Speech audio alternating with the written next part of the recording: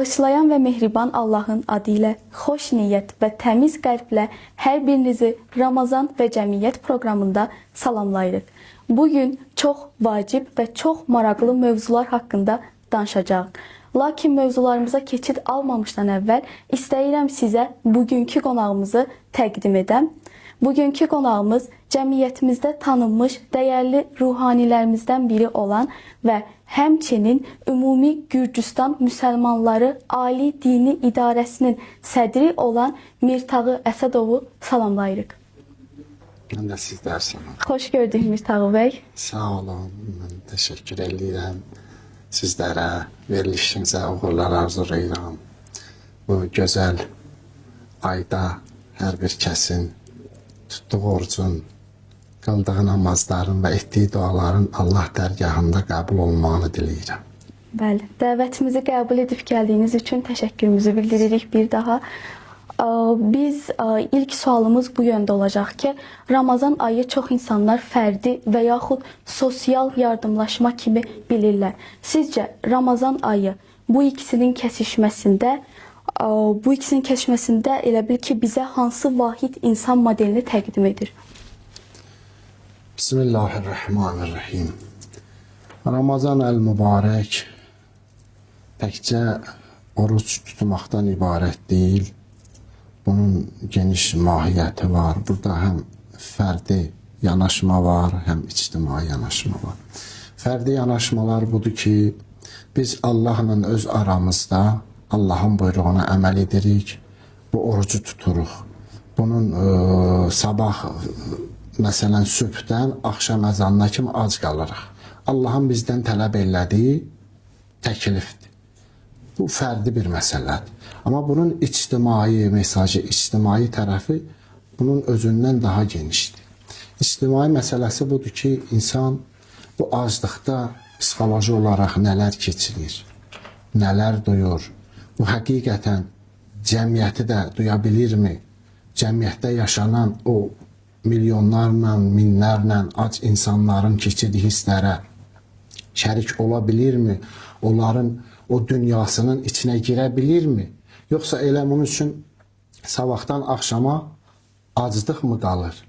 Və bundan hamısından üstünü də həm sosial tərəfi, həm fərdi tərəfinin nəticə olaraq biz Allaha nə qədər yaxınlaşırıq, Allahla nə qədər rabitəmiz, əlaqəmiz gücləndirə bilirik ki, bu ayın bərəkətindən istifadə edilərək Allaha daha yaxın olaq, tək bizə aclıq yox, mənəvi təmizlənmək, mənəvi aclığımızı dolduraq. Cismi aclığın əksinə olaraq mənəvi aclığımızı mənəviyyat payından dolduraq və Allaha nə qədər yaxınlaşmaq, yəni fürsətini qazana bilirik. Bunu istifadə etmək, dində çoxlu tövsiyələr var ki, ibadətlər edin, Quran oxuyun, namaz qılın, xeyirxah işlər görün ki, daha yaxın olasınız Allah'a zikr etməklə və oxumaqla, hər tərəfli, yəni vaxtı öldürməməklə daha çox yaxınlaşır. Bəli, hətta yatmağımız da ibadət sayılır bu ayda. Allah bu qədər bizə güzəşt eləyir. Amma və lakin bunun da sosial tərəfləri var. İftar verməyin özü bir gözəllikdir. İnsanları acdarı doydurursan və yaxud da acdar ki, ehtiyacı olan adamlar var. İftar da verməsən ona maddi yardım edirsən ki, onlar da öz ailəsində bu gözəllikdən duysunlar. Sosial yardımlaşma var bunun içində. İnsanların dediyim kimi dərki var. İnsanların dünyasına varma var, amma bunu biz nə həddə özümüzdə dərk edib o dünyaya girə bilirik. O biraz, necə deyərlər, ruh halı və insanın mənəviyyat halının yüksəkliyinə bağlı bir məsələdir. Bəli, çox gözəl bir nöqtələrə toxundunuz. Misal üçün əvvəlki insanlar deyirdilər ki, dilin orucu, qulağın orucu. Bəs bu müasir dövrümüzdə sosial media orucu necə olmalıdır? Misal üçün biz sosial mediada vaxt keçirdikdə başqa insanların həyatına baxarkən həsəd aparmaqdan və yaxud çox vaxt itkisindən özümüzü necə qoruya bilərik? Bu məsələ də individual məsələdir. Yəni bu qədər inkişaf etməyin baxmayaraq dünyamız həmən məsələlər yerindədir. Özünü qoruma, çəkinmə, gözləmə. Nə qədər istər sosial media olsun, istər qeyri-sosial. Günah, fəsad, çirkin işlərdən çəkinmək, əl, qol, dil, göz, bütün üzvlərin oruc olmalıdır. Bəli, bizim dövrümüzdə, bizim zamanımızda gənclərin və insanların daha çox istifadə elədiyi sosial media kompleksidir. Orada bir neçə media daxildir ona. Bundan istifadə edirlər, vaxt öldürürlər. Buradan daha yaxşı olar ki, biz oruc halında oradan günah gətirən məsələlərə toxunmayaq, istifadə eləməyək, paylaşımlar etməyək, şər böhtan xarakterli, insanları incidən, acılayan bu məsələlərdən uzaq olmalıyıq. İstifadə eləyirsən, məqsəd yolunu, təbliğ, fayda verici yöndə eləməliyik. Günah gətirici məsələlərdən uzaq olmalıyıq. İkinci məsələsi də, məsələn, reklam xarakterli məsələlərdən, məsələn, Allah üçün görülən işlər reklamdan daha çox qaçılmalıdır. Daha çox insanların, necə deyərlər, göstərməkdən daha çox onları sevindirməyə yönəli addımlar atmalıyıq. Və daha yaxşı olar ki, sosial mediadan bu vaxt ki öldürürük, boşuna keçirik, oradan uzaq olaraq Quran mı oxuyaq, ibadət mi eləyək, Quran oxuya bilməyən zikr mi eləsin, ən azından Allahın adını zikr eləməklə, təsbəhlə mi, salavat çörmək aşağı yuxarı hamı bilir, istər savadı olsun, istər olmasın. Bəzi məsələlər var ki, onların özü bizim üçün xırdad, amma özünün mahiyyəti olaraq çox böyükdür. Əhl-i Beytə Peyğəmbər ailəsinə salavat göndərmək ən böyük ibadətlərindən biridir. Bundan istifadə edin. 100 dənə, 200 dənə, ən azından bir sosial media orucu da tutaq da. Dayandıraq bir neçə saat, uzaq olaq. Misal üçün elə sosial mediada dini ayətlərə qulaq asa bilərik də. Bəli, bəli, o dediyimiz kimi faydalı yöndə də istifadə edə bilərik. Bu mənfi yön ki, istifadə edirik, bizi günaha batırır, vaxt öldürür, vaxt keçirir, ondan uzaq olmaq lazımdır. Orada gözəl məlumatlar var, informasiyalar var, xəbərlər var, Quranı qoyub dinləyə bilərik, gözəl mövzuya baxa bilərik, gözəl bir kitab oxuya bilərik. Yəni, ibadət təkcə dua deyil, həm də oxumaq da ibadətdir. Xidmət də ibadətdir, kiməsə kömək də ibadətdir. Allah bu ayda hər şey ibadətdən sayır. Bəs yeri gəlmişkən bu sualda vermək istəyirəm. Misal üçün, bu ayda musiqiyə qulaq asmaq haramdırmı? Ümumiyyətcə, nə bu ay, nə o başqa ay. Musiqi İslamda yanaşmaq fərq edir.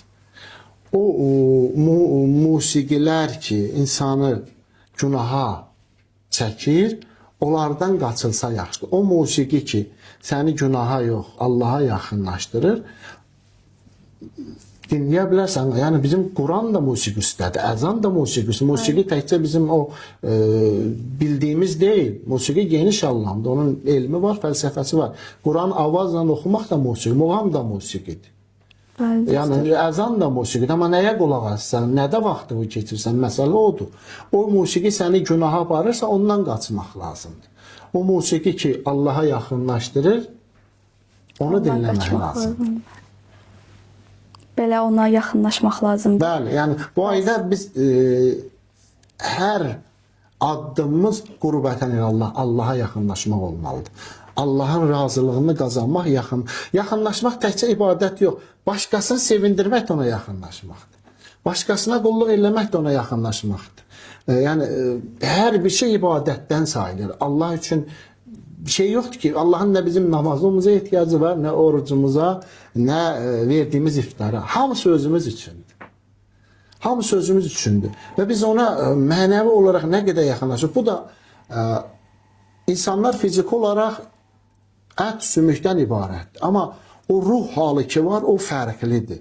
Düşüncə və insanın qabiliyyət deyirlər, o mənəvi ruh da, düşüncə də. Onu kim nə qədər nəyi dərk edir, o yaxınlaşma. Allaha biri var, hansı gözlə baxırsan, biri var, sən hansı baxışla yanaşırsan. Hərənin öz qabı qədər yaxınlaşması var da. Təbii savadlı ilə savadsızın yaxınlaşması bir deyil ki. Alimlə qeyri-alimin yaxınlaşması o dərkdir. Dərkin sənin necə qavrayırsan və sənin düşüncəndə olan o dərk O yaxınlaşma nədir? O ibadətin də o həddə olur. Yəni yaxınlaşmanın da o həddə olur. Adi yaxınlaşma, məsələn, eşitmişik, iftar vermək savabdır, veririk.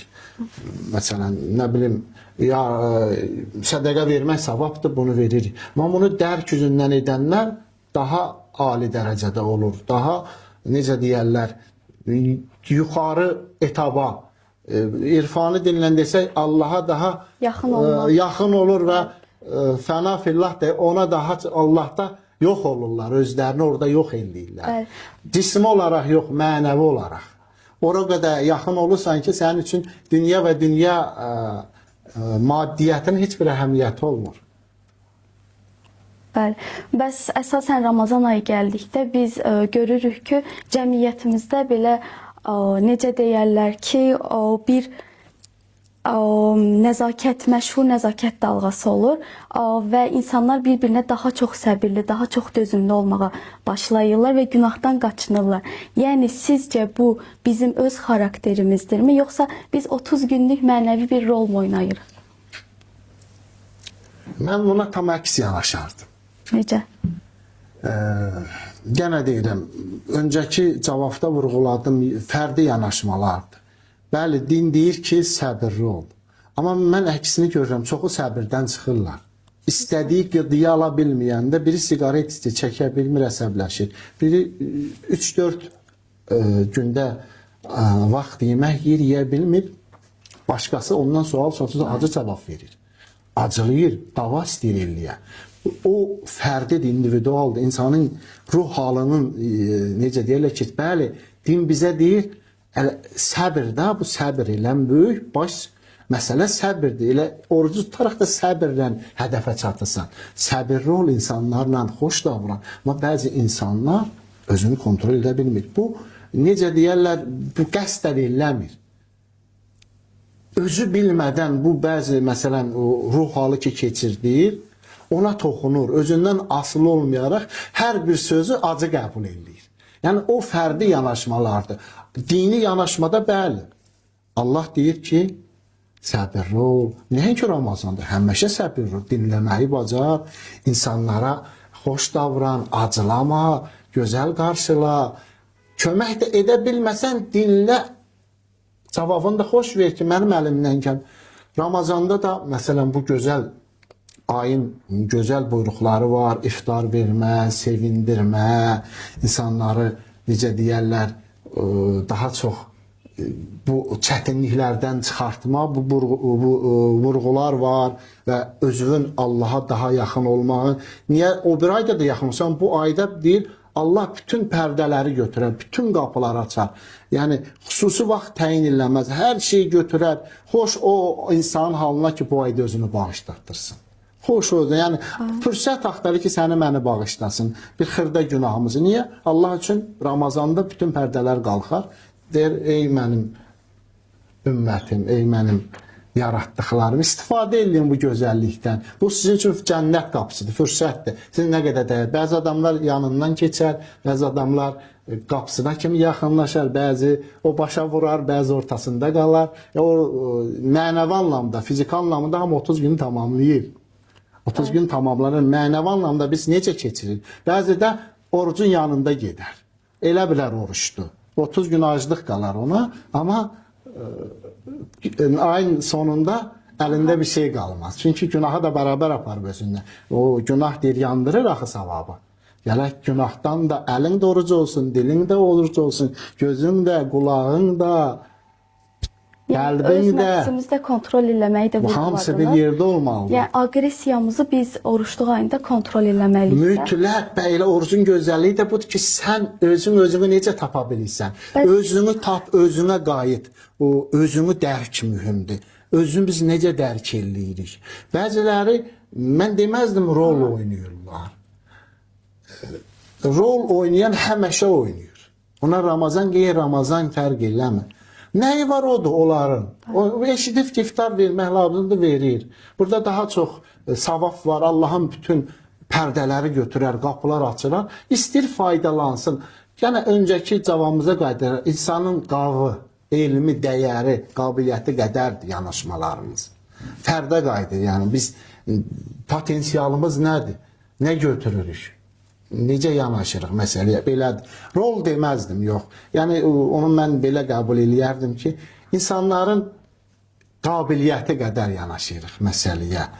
Yəni budur, belə baxaq, belə baxsaq yaxşıdır. Bəs biz bu ayda sevincimizi nətər yaşamalıyıq? Yəni sevincimizi də aqressiyamız kimi cilovlamalıyıqmı, yoxsa məhdudlaşdırmadan mı sonuna qədər mi yaşamalıyıq? Elə bir məhdudiyyətimiz yoxdur. Əhl-i Beytdən bizə gələn hədislərdə deyir, bizim şad günlərimizdə şadlanın, kədərli günlərimizdə kədərlənin. Ramazan Allahın şadlıq ayıdır, bərəkət ayıdır, mərhəmət ayıdır, rəhmət ayıdır, cənnət ayıdır, qapısının açdığı ayıdır.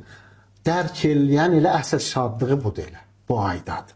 Əsl şadlığı o dünyasını qazanan üçün. Həm bu dünyasını, Ramazanda təkcə o dünyanı qazanır, həm də bu dünyanı qazanılır. Bir illik azuqən Qədir gecələrində yazılır. Hər şey burada paylanır, ömrüm də burada paylanır. Ruzin də, xoşbəxtliyin də hamısı bu ayda verilir.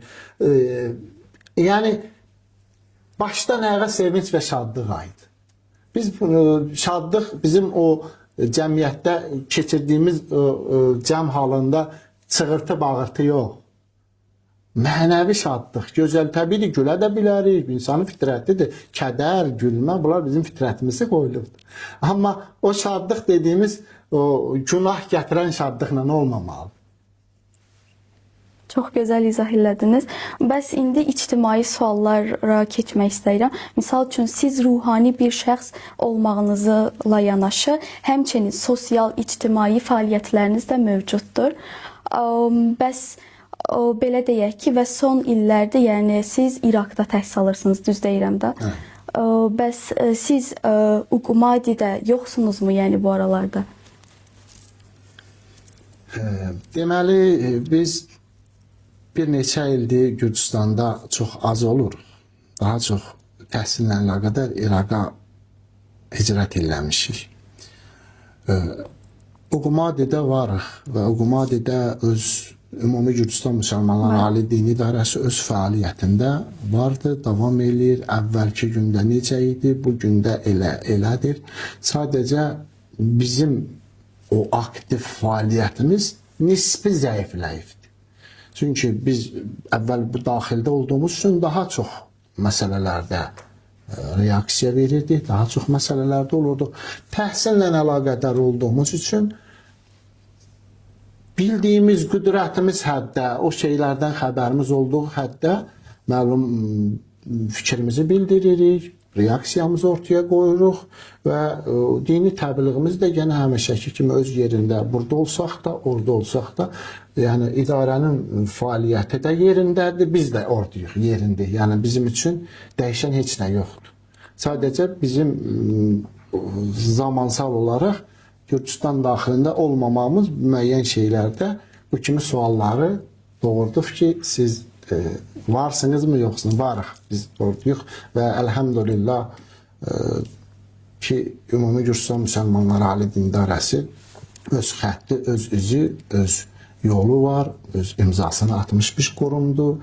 Əhl-i Beyt, din, müsəlmanlar üçün də lazımı addımlar açan tarix üçün, həm dinimiz üçün, həm də necə deyərlər, müsəlmanların haqları, hüquqları üçün əlindən gələni öz addımlarında göstərir. Yəni bu sualımı verməyimin bir məqsədi də bundaydı ki, misal üçün siz Marnoli Mərkəzi İmam Əli Məscidi ilə yəni bir sıra ortaq layihələr görürdünüz. Yəni bu hələ də davam edirmi? İmam Əli Məscidi Əmir-əl-Mömin adına olan məscid öz gözəl fəaliyyətlərini bugün də davam eləyir, davam elədir və cəmaatın da məhəbbətini, sevgisini qazanan bir yerdir. Bizim də onlarla ortaq tədbirlərimiz olub, var və olacaq da. Və işləyirik də bugün birgə. Elə bu il 11-ci qeyd eləyəcək, elə Ramazan bayramını birgə başlamışıq, birgə də bayramını Marnolda, ölkədə açıq fəzada ilk dəfə bunu biz başlatmışıq bərabər. Və onu da inşallah davam edirik. Yəni bizim əməkdaşlığımız davam eləyir. Çox şükür Allaha ki, bu gözəl xidmətlər davam edir və bundan da daha çox əlimizdən gəlirsə müsəlmanların xidmətində olacağıq. Bəli. Siz illər öncə açıqlamışdınız ki, Gürcüstan Müsəlmanlar İdarəsini tanımırsınız. Yəni bu hələ də davam edir. Yəni bu tendensiyanı hələ də təsdiqləyirsinizmi? Biz tanıyıb tanımamaqdan getmir. Biz istəsək də, istəməsək də Gürcüstan Müsəlmanlar İdarəsi var. Bizim tənqidimiz, iradlarımız ondan ibarət. Gürcüstan Müsəlmanlar İdarəsinin qurulması bizim dini prinsiplərə uyğun deyildi. Bunu hər kəs deyir, biz də yenə sözümüz üstə varıq. Dini prinsiplərə uyğun deyil. Müəyyən qaranlıq qurum və quruluşların əlindən qurulub. Kimlər üçün də orada işləyirsə, əzizdir, dəyərlidir, bizim üçün hörmətli qardaşlardır, onlar üçün qəbuldur. Biz istəməmizin aslında onlar da var, biz də varıq, başqaları da var, varıq. Amma bizim üçün mühüm olan nədir? Bizim üçün mühüm olan Cəfəri Şiə məzhəbinin prinsipi müəssə idarələrdir. Xeyr, bu deyil. Bizim üçün mühüm olan mərcəiyyətdir, müştehiddir, onun vəkilidir. Əsl şiənin, müsəlmanın yəsi. Vəkil kimdir odur? Hansısa qurumda olmaq, hansı adının olmaq ona rəhbəri eləmək deyil. Onlar kiməsə xidmət edə bilər, ya bir müəyyən quruma, ya müsəlmanlara, ya. Yəni mühüm olan biz əsl mərcəiyyətə nə qədər bağlıyıq və mərcəiyyətin təsdiqini nə qədər almışıq. Mərcənin vəkili kimdir? Şiənin əsl sahibi, böyüyü odur. Çünki bilavasitə müştehidə bağlıdır. Vəkildir. Hökm verən odur. Ya bizim ya o başqa bir idarədə olanlar. Əgər məsələn hansısa bir şərhi məsələ çıxırsa, müştehidindən sən alanmasın, özünə hökm çıxardanmazsan ki sən. Müştehidin qərarı olmalıdır. Hökm onundur. Yəni bizim çoxluğumuz hansı idarənin olub-olmamaq əsas deyil, əsas mərcəiyyətdir. Bunu deyən dövlət də, hər kəs də bunu belə başa düşməlidir. Öz şiələrimiz də, müsəlmanlarımız da ki, asla bağlılıq yox, əsas olan mərcəiyyətə bağlılıqdır. Müştehidinə, o fərq eləmir. Nəcəf məktəb ola bilər, qum məktəb. Müştehid, şiədə bu gün canlı kimdirsə, var olan, ondan, onun vəkili olandır. Əsas olan, yoxsa müəssisədir. Müəssisə rəsmi, hər ölkənin bir qanunu var. Qanuna görə addım atılır. Mən də, sən də o da qeydiyyata keçirə bilər, əməliyyat, fəaliyyət göstərə bilər. Yəni budur. Bizim də o deyildiyi kimi bizim şəxsi iradlarımız da öz yerindədir, var və keçmişdən qalan problemlərin heç biri həll olunmayıbdır. Problemlər olaraq da dövlətin o yaratdığı, qoyduğu 117 nömrəli qərara əsasən olan o haqlarımız hələ qaytarılmayıbdır.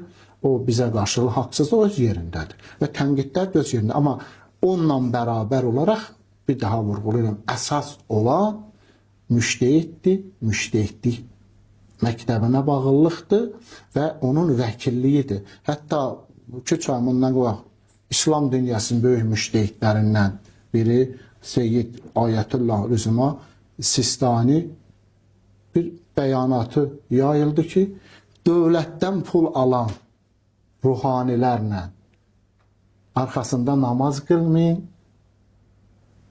Onlar bizim üçün dəyərlidir, əzizdir, hörmətlidir. Onların şəxsiyyətini alçaltmaq üçün demirikdir.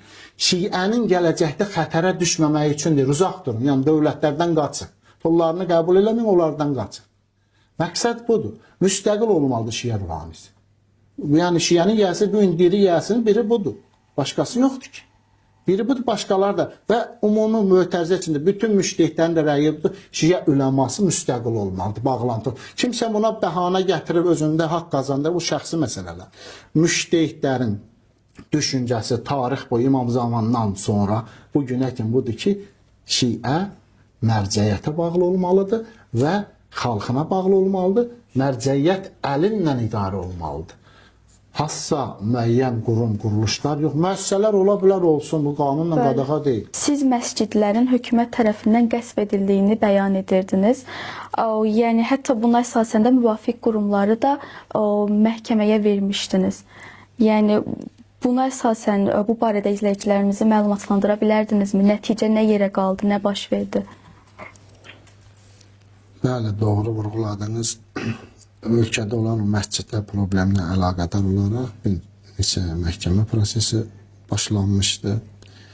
Çox təəssüf ki, ədalətsiz sistem, məhkəmə olduğu üçün nəticəsiz olaraq qalıbdır. Ən belə böyük məsələ də elə İmam Əli məscidi idi ki, verilmişdi, hətta uduldu belə ki, şuraya qaytarılsın. Son oturub müzakirə qərarını da özləri bildiyi kimi qərar verdi. Yəni bir daha indi məhkəmədədir, iş icraata götürülür, vaxt təyin olunmuyor. Başqa bu kimi məsələlərdəki iradımız, tənqidimiz budur ki, müsəlmanların tikdiyi məscidlər müsəlmanların öz ixtiyarında olmalıdır. Hansısa bir quruma bağışlanılmağı düzgün deyil. Müştəhiddən də fikir gətirdim ki, ruhaninin bağlı olmağı, nalında namaz qılmağı suallar, məscidin də gələcəyi üçün azadlığını vurğulayır. Hamısı ruhanisidir. Müştəhidin deyir bunu, səninki azad olmalıdır. Bağlı olanda gələcəkdə təhlükə ola bilər deyir. Təhlükəsi var bunun.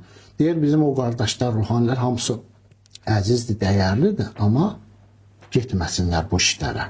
Çox təəssüfə olsun ki, bəzi qardaşlarımız bu işi yəni bəzi idarələrə doldurmaq üçün əlindən gələn cəhdi çalışmayı edirlər ki, oranı bərkitsinlər. Orada özlərinin deyil. Bəlli deyil mənşəyi nədir, kökü nədir. Yəni müsəlmanlar, əl-zahir müsəlmanlara bağlıdır. Daxil olaraq da məlumdur. İdarə şübhəli olaraq yaranmasından tut seçimlər kimi hər şey şübhəlidir. Həmən məlum idarənin. Bizim şəxslərlə işimiz yoxdur. Biz olan real problemləri danışırıq ki, nədir reallıq. Və o məscidlər məsələsi bizim təklifimiz var və inşallah ona doğru addımlar atılacaq. Müsəlmanlar üçün məscidlər fondu bunu bütün ruhanilərin əksəri istəyirdi və arzulayırdı. Əvvəllər də dilə gətirilibdi. Hətta parlamentdə də biz bir dəfə bunu dilə gətirdik müzakirələrdə. Məscidlər fondu olsun, müsəlmanların tikdiyi, qurduğu, elə də belə də müsəlmanların öz xərcinə tikilir. Dövlətdən ayrılan pul qadağandır məscidi xarclamaq, tikə bilməzsə. Çünki özləri qol çəkirlər, o cürdür. Sənədlərdə də bu cürdür. Tikə bilməzsən, amma əsl o pulun ayrılma səbəbi nədir? Maddi zərərin ödənilməsi. Maddi zərərin biri Sovet vaxtı məscidlərimiz də çurduluq. Amma onu tikənməzsə. Məşhur Şah İsmail məscidi çurdulub, hələ bir xəbər yoxdur. Tiflisin ən 400 illik məsciddir. Memarlıq olaraq ən gözəl yerində, ən gözəl məkanında və Tiflis memarlığının ən şah əsərlərindən olur. Çurduqlar. Əgər kompensasiya Sovet dövrünə dəyən ziyandırsa da, birində onu da tikməliyik da, yer ayırsınlar, tikək. Biz də onu da istəyirik, təklif deyirik. Və ondan başqa məscidlər fondunun yaradılmasının və bunun necə deyərlər fəaliyyətinin və ruhanilərin hər birinin orada əl-ələ verib müsəlmanların məscid olmayan, Hüseyniyyəsi olmayan məntəqələri məscidləşdirib, Hüseyniyyələşdirib və orada cəm eləyərək bir vəqf, fond, vəqf, əsli vəqfdir. Yəni şəriətdə də vəqfə toxunmaq olmaz. Ora verildisə, orada heç kim deyənməz mənimdir. Dinindir, xalqındır, orada da olmalıdır və dinimiz də bunu deyir. Belə bir müsəlmanların öz əlindən qurulub şurası və müsəlmanların özündən toplanaraq xeyrlərimizin əlindən müsəlmanlara xidmət olunmalıdır və bu inşallah buna doğru irəlidə də addım atılacaq Allahın izni ilə. Bəli, sağ olun. Bəs Hacı Ramin İgidovun dövründə bütün Gürcüstan Müsəlmanlar İdarəsini və elə şeyxin özünü də belə deyək ki, sıx-sıx tənqid edirdiniz. Bəs hal-hazırki şeyxin fəaliyyətlərini və bu idarənin gedişatını necə dəyərləndirərdiniz? Deməli, həmən dövrdə, keçmiş şeyxin dövründə bizim dövlətlə münasibəti tənzimləyən 117 nömrəli qərara əsasən bu şuranın bir üzvü biz olduğumuz üçün, bizi uzaqlaşdırdıqları üçün, orada əleyhimizə qol çəkdikləri üçün açıq-aşkar bunu vurğuluyurduq, tənqid edirdik işlərini də və bu bizim üçün dini, şəri olaraq bizə qarşı olan haqsızlıq idi və hörmətsizlik idi. Bunu vurğuluyurduq və dilə gətirirdik və yenə də deyirik, bizə qarşı olan haqsızlıq ortadan qalxmayıbdır. Və bu haqsızlıq davam edir. İndi olan şeyxdə heç bir, məsələn, bunun həllinə doğru ciddi bir addım atmır, davam edir. Yəni, bu formada da davam edir. O idarəyə qarşı dediyim kimi təvvəlki tənqid nədir? Bu gün də yerində idarənin fəaliyyəti, yəni onların daxili məsələsidir. Ümumi olaraq bizim şiə nəzəriyyəsinin, mərcəiyyət, əhl-i beyt nəzəriyyəsinin ziddiyyəti var. Mən öncə vurğuladım, bir daha deyirəm. O bizim şiəliyin mərcəiyyətin təklif elədi. Model deyil. Onu 200 il qabaq Çar Rusiyası qurubdu və bu Gürcüstan hökuməti onu biraz modelini dəyişərək başqa sistemdə qurubdu. Tarix oxumayanlar oxusunlar, xəbərdar olsun. 200 il qabaq onu Çar Rusiyası qurduğu modelin Gürcüstana necə deyirlər, o uyğunlaşdırılmış versiyasıdır. Həmən bir şeydir. Yəni müsəlmanlar qurduğu deyil, Çarın qurduğunun indi də başqa formada qurulan bir sistemdir və şiənin mərcəiyyəti müştəhidin xəttindən uzaq bir sistemdir. Xətt başqa bir şeydir. Xəttə də izah verdim. Vəkillik və ona bağlılıqdır. Və şiənin rəhbəri böyükləri də kimdir? Vəkil müsəlmanların içində həmən onlardır rəhbərləri. Hökmdə verən odur, vəkillik eləyən də odur, halal haramı çatdıran da onlardır. Onların məhcənin sözündən də odur. Xums zəkatına da cavabdeh olardı, hər şeyinə cavabdeh olardı. Və qalan da bu boynunu borcu da ona itaət eləsin. Amma bu formada, bu bürokratik idarə sistem, bu formal bir şeylərdir, qurulubdur. Yəni bizim ənənəvi, məzhəbi prinsiplərlə ziddiyyəti var, uyğunluğu yoxdur. Gedən dostlarımız, qardaşlarımız onların öz seçimidir. Biz bir şeydir, amma biz onlara da, özümə də tövsiyə edirəm, daha çox mərcəiyyətin prinsipi hər şeydən üstün əhl-i beyt, Allahın, Peyğəmbərin əhl-i beytin və ondan sonra mərcəiyyət xəttinin prinsipi hər şeydən üstün olmalıdır. Əlhəmdülillah biz çalışdığımızda o xəttdən çıxmamışıq. İdarə olaraq, şəxs olaraq orduyuq və orada da varıq. O yola da xidmət edirik, əlhəmdülillah. Bəli, təşəkkürlər. Bəs hal-hazırda ölkədə gedən siyasi və ictimai vəziyyəti necə şərh edərdiniz? Ölkədə gedən proseslər bizi də narahat eləyir. Ürək açan proseslər deyil, narahat edici proseslərdir və ölkənin inkişafa doğru yox, geriliyə doğru bir tendensiya hiss edirik, geriyə doğru gedir və azadlıqların məhdudlaşdırılır. İqtisadi çətinliklər çoxalır və qonşularla münasibətlərin zəifliyi hiss olunur. Bu Avropa tərəfdən qonşu ola bilər, şərqdən fərq eləmir. Biz istəyərik ki, ədalətli bir sistemin hamının iştirakı, hamının haqqının özünə veriləcəyi, hamının tanınacağı və hamıya bərabər gözdə baxılacağı, dininə, millətinə fərq qoyulmayan bir sistem olsun. Yəni bizim birinci imamımız Əmir Əl-Mömin əleyhissalamın ən çox vurğuladıq. Ədalət mehvərli, ədalət mərkəzli. Ya səndən dində qardaşdır, ya yaradılışda birsən. Fərq qoymamaq, insanlıq, insanlığımıza görə davranılmalı və hökumətimizə də, dövlətimizə də tövsiyəmiz budur ki, insanların haqlarına, hüquqlarına riayət eləsin. Ölkənin inkişafına istəyiriksə də hamıya şərait yaradılsın. Müəyyən qurum, quruluşlar, müəyyən şəxslərin fikirləri deyiləndə bir fikirli olur, başqaları məhdudlaşdırılır orada.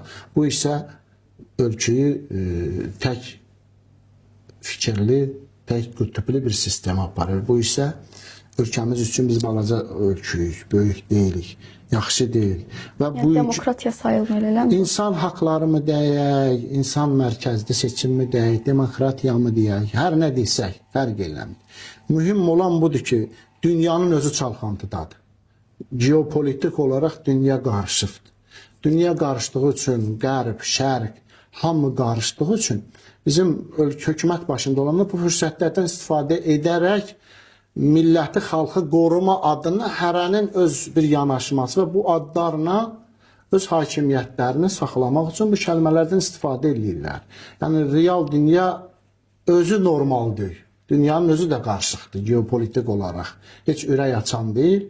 Ona görə də bizim hökumətdə olanlar da bu qarışıqlıqdan istifadə edərək müxalifətə başqa ad, damğa vurmaqla özlərini əsl Gürcüstanın çox istəyən və sahibi görərək belə də görürlər, belə də deyirlər ki, başqaları gəlsə ölkə xaos olar, problem olar, bizi qoruyan. Gənə siz olun, qoruyun, haqları da qoruyun, iqtisadiyyatda inkişaf edin. ədaləti də qoruyun, məhkəməmizi də inkişaf elətdirin, bir fikirlilik olmasın və hamıya bərabər qucaq açılsın. Amma biz əksini görürük. Ölkənin yarısından çox xaricdədir, mühacirətdədir, işçi kimi gediblər çətinliklərə görə. Biz o ölkəyə arzulayırıq ki, burada hamının haqqı hamıya qaytarılsın, dəyərlər qorunsun, insanlar hörmət olunsun, dininə, millətinə görə, örtüyünə görə dəyər verilməsin, qanunun aliliyi olsun, yəni ölkəmiz çiçəklənsin, firavan olsun, bol olsun. Bizim din xadimlərin istəyinə dünyada sülh olsun, hərb olmasın, müharibə olmasın, ölüm itim olmasın. Dua edirik. Əgər bir şəxs durub ölüm itim istəyirsə, o adam insanlığın düşmənidir. Biz bunu eləyənmərik. Bizim istəyimiz budur. Əmin amanlı ölkəmiz də çıxarışıq. Hətta Allahdan da dua edirik hər zaman, hər vaxt ki, bizim işğal olunmuş torpaqlarımız tezliklə də qayıtsın. Ölkənin ərazi bütövlüyü vahid, bütöv cəm olsun. Sevinək, daha çox şadlığımız çox olsun. Bu ümumi problemlərdir. Bunu da arzulayırıq deyirik. Amma daxili məsələlər dediyimiz kimi görünən budur ki, ölkədə ictimai-siyasi ab-hava ürək açan deyil. Daha yaxşısını arzulayırıq, daha yaxşısını istəyirik, daha yaxşı olmağını diləyirik ki, ölkəmiz gözəl olsun. Amma getdikcə, bunlar özə qapandıqca, dünyada sıxdıqca itirən hakimiyyətdə olanlar olmur. Cəmaatın cibindən çıxır, belindən. Hakimiyyətdə olanlar yığdığını yığıb, yığacağını da yığırlar. Yenə də yığacaqlar. Onların bəzilər üçün millət, xalq kəlmədə mühümdür. Həqiqətdə heç nədir, dəyəri yoxdur onlar üçün, bəziləri üçün. Onlar üçün hakimiyyətidir, vardatıdır, sərvətidir, özünün gücüdür.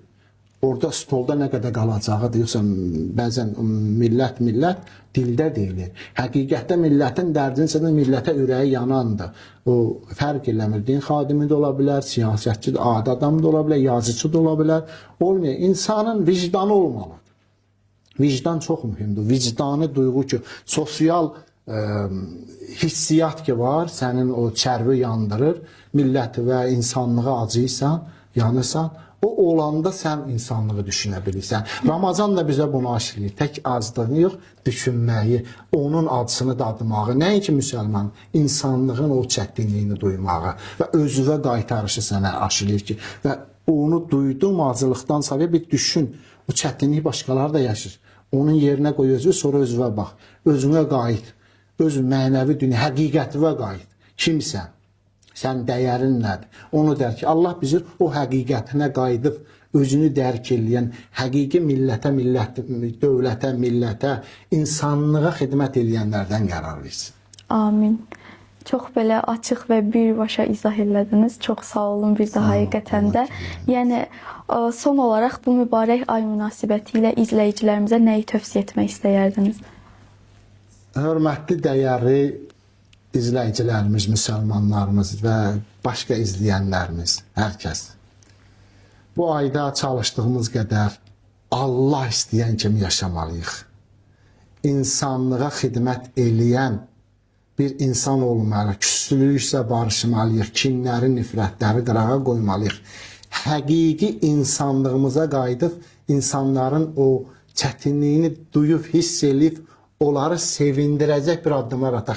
Əlimizdən bir şey gəlmirsə, iftarımı, maddi yardım, ən azından acılıyıb insanları küstürüb qəlblərini qılmayaq. Bu ayda hər şey neçə bərabər qat-qat yazılır. Gəlin bu günahları çoxaltmayaq, az günah eləyək. İnsan fitrəti bu cürdür, unutqandır, günaha meyillidir. Gəlin bu ayda özümüzü bağışladaq, Allaha daha yaxın olaq.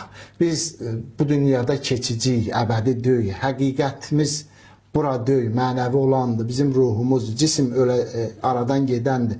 Biz gedəndən sonra bu yığdıqlarımız orada bizim dadımıza çatacaq bir əməllər özümüzdən qabaq, göndərən bəndələrdən olaq və çalışdığımız qədər hər durumundan asılı olmayaq, varlı, kasıb, ortabab, insanlığa yardım eləməyi həyatımızda unutmayaq. Hər zaman əlimiz açsın, insanlığa yardım olsun, insanları unutmayaq, insanları sevindirək. Bizdən yuxarıda olanlar kimi bizdən də aşağıda olan təbəqələr var. Ehtiyac əhli, şəxsiyyət olaraq yox, ehtiyac olaraq. Onları sevindirməyə doğru addımlar ataq, sevindirək ki, Allah da bizlərdən razı olsun. Allah sizləri qorusun, ölkəmizi, dünyamızı qorusun. Hər birinizin oruç namazınızın qəbul olunmağını Allahdan istəyib diləyirəm. Hər niyyət, arzular ki, tutubsunuz, Allah bu müqəddəs ayı hörmətinə qəbul eləsin deyirəm. Dünyada da, ölkədə də Allahdan istəyim budur, sülh, əmin amanlıq olsun, ölüm itim olmasın. Dünya bu son günlərdə yaxşı siqnallar almırıq. Müharibə dilindən danışırlar bəzi güclər, bəzi qüvvələr. Allah onları da insaf versin, insafını özlərinə qaytarsın. Dünyada yəni insan itkisi, ölümü olmasın. İnsanlar bir dəfə gəlir bu dünya, insan kimi yaşayıb geçsinlər. Bizlərə də Allah insaf versin ki, Allahı dərk eləyərək yaşayıb gedənlərdən olaq.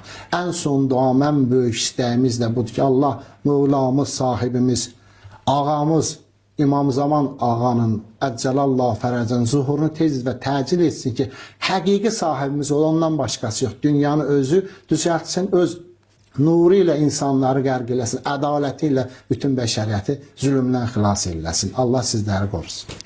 Əziz izləyicilər, bugünkü proqramımızın artıq sonuna çatdıq. Ümid edirik ki, bu proqramımız həm fərdi, həm də sosial dirçəlişimizə bir vəsilə olar. Qoyun bu mübarək ayın feyzi və rəhməti hər birinizin üzərinə olsun. Sağ olun, salamatla qalın.